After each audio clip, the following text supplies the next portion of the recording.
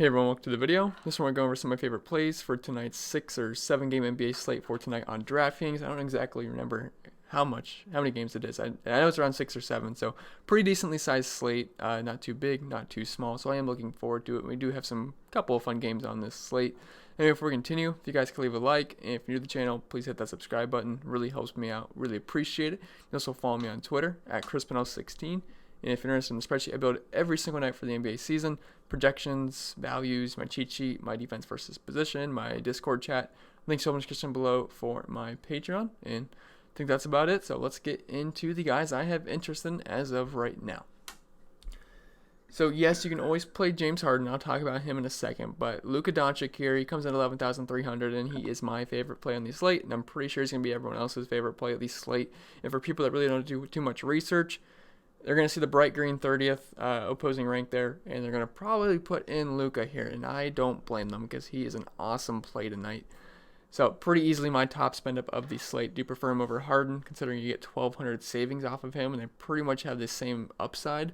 And the guy's just been a stud. If we just take a stroll through the game log, 59, 73, 43, worst game that he had versus the Clippers. But then in a while, 70, 62, 77, 78, 57, 74, 56. And the guy's a triple-double machine. I mean, he's averaging almost one already. He's averaging 30.6 points per game, 9.6 assists, and 9.9 rebounds. Basically averaging a 30-point triple-double right now. And, you know, he's getting about 34 minutes per game, so the minutes aren't, that's never a problem. And he has an elite 1.76 points per minute, which is actually better than James Harden, as well as a 36% usage rate.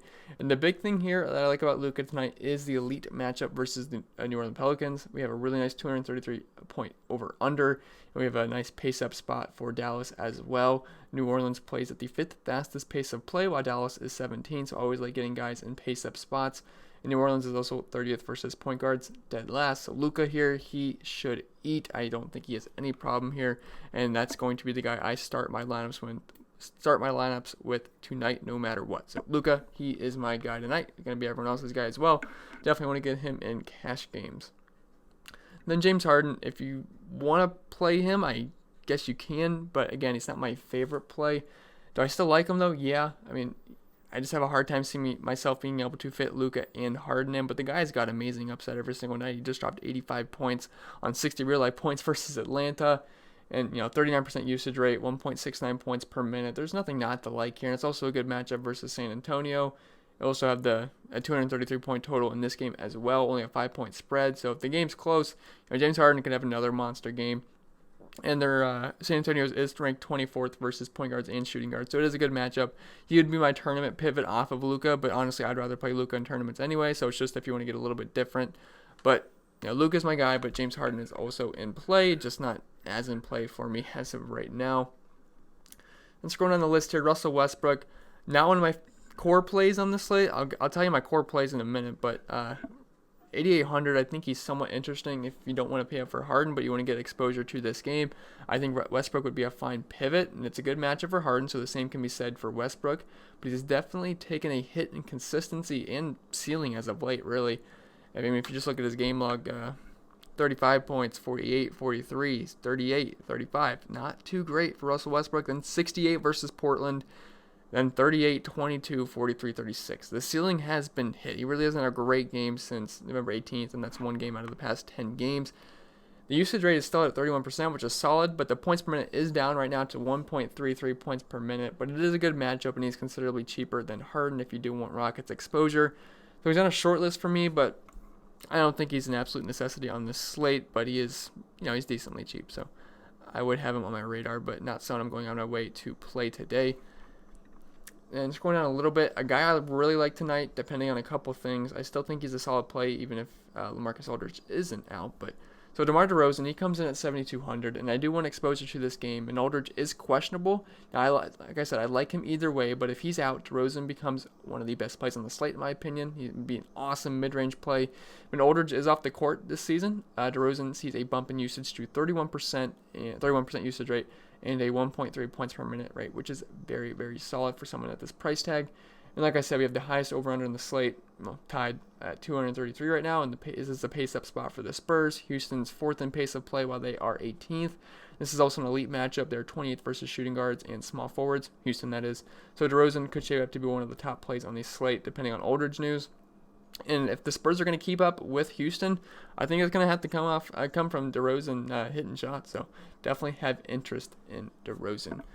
And he actually hit 2 threes the past 2 games, so that's pretty good for him as well because he's not a big 3-point shooter.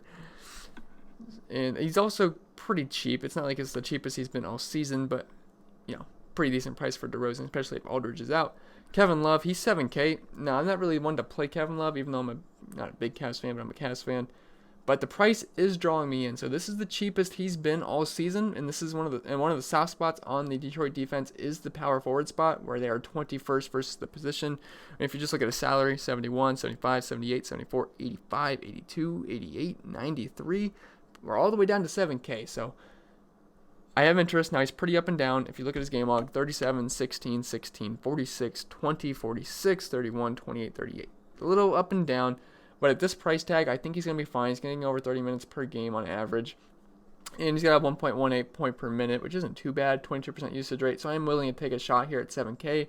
Not my favorite play in the world, but the price is nice, and I do like buying people low instead of buying them at their ceiling. So I think this could be a nice spot for Kevin Love at the lower price tag. One of my favorite plays on the slate, him and Luca are my 2 favorite plays on the slate. So I love Porzingis tonight. I like pairing up the teammates there. And I have no problem stacking them up together. And again, this is another guy that's the lowest price he's seen all season. He is 6,500 tonight. If you looked at the game log, the past 10 games, and I checked, before the last 10 games as well, so in the earlier portion of the season, he is the cheapest he's been all year. And this is a great spot versus New Orleans. Like I said, highest over/under on the slate, tied with the Houston game. And Pelicans are 5th in pace of play, while Dallas is 17, so you get the pace-up spot, and this is a good matchup individually. New Orleans is 23rd versus power forwards, one of the worst defensive teams in the league. And earlier in the year, I believe it was the second game of the season, he did drop 43 points versus them, and he was also 7,600 in that matchup. So we're getting the same matchup here, and he's 6,500, so he's 1,100 less expensive.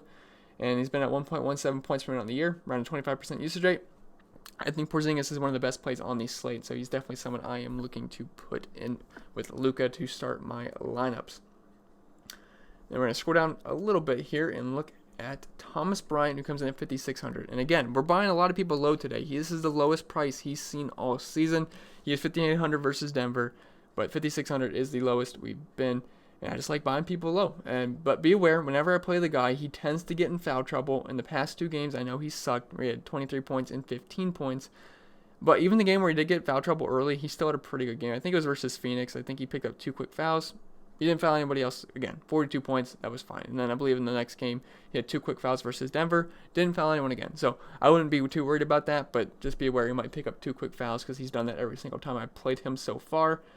Now, this isn't a great matchup versus Orlando, but with no Vucevic, it's certainly easier. And these Washington games always tend to be pretty high scoring with their league worst defense, and they play very fast. I mean, it's rare to get an Orlando game at 226.5 point total, but that's what it is right now. So points are expected to be scored in this game. Now, he doesn't see huge minutes every single night. He can play 30 if he needs to, but he's averaging 29 minutes per game. But he has a pretty solid 1.09 points per minute.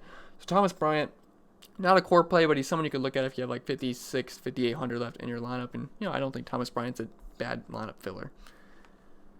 Then after Thomas Bryant, it gets pretty ugly pretty quick. Couple guys, there's some injury situations we got to monitor. But if Daniel House ends up playing, I think he's a pretty good play at 4,600. Not a lot of value on this slate, but when he starts, he tends to be pretty good. And if he's starting tonight, I have him close to 35 minutes.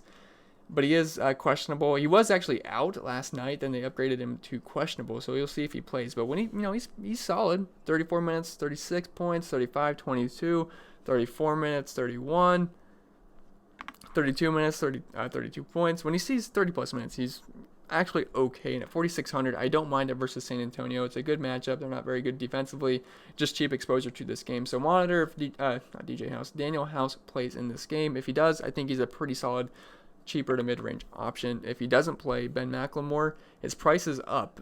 He used to be in that 3K to 4K range. Now he's all the way up to 5,100 after going off in garbage time. He was playing well before that, but 47 points from Ben McLemore. If he plays, not if he plays, if Daniel House is out, I think he's an okay option. He is a little bit overpriced, and he's not going to get 47 points again, but someone to keep on your radar. I'm just hoping Daniel House plays because he's a little bit cheaper. And after this, it gets gross quick. There's some guys we can play with injury situations, maybe Mo Bamba versus Washington. Washington is awful down low, but it's tough. He's up and down, but this is a great matchup versus Washington, but not someone that's really on my radar as of right now. But JaMychal Green, he comes in at 3,500. Now, he is listed as questionable, so no idea if he's going to play. I think he has a bruised tailbone. I've never bruised my tailbone. I don't know how painful that is. I'm not sure. He did leave last game. He only played 10 minutes. But he's grading out as one of the best punt options today if he does play. I mean, I have him for about 25 minutes if he does, and he's been pretty solid this season, 0.87 points per minute, and that's pretty solid relative to his price tag. So I think it'd be fair to project him for about 20 points, and it's a great matchup versus Portland, who is 24th versus small forwards and 28th versus power forwards. So JaMychal Green, definitely on my radar if he does end up starting.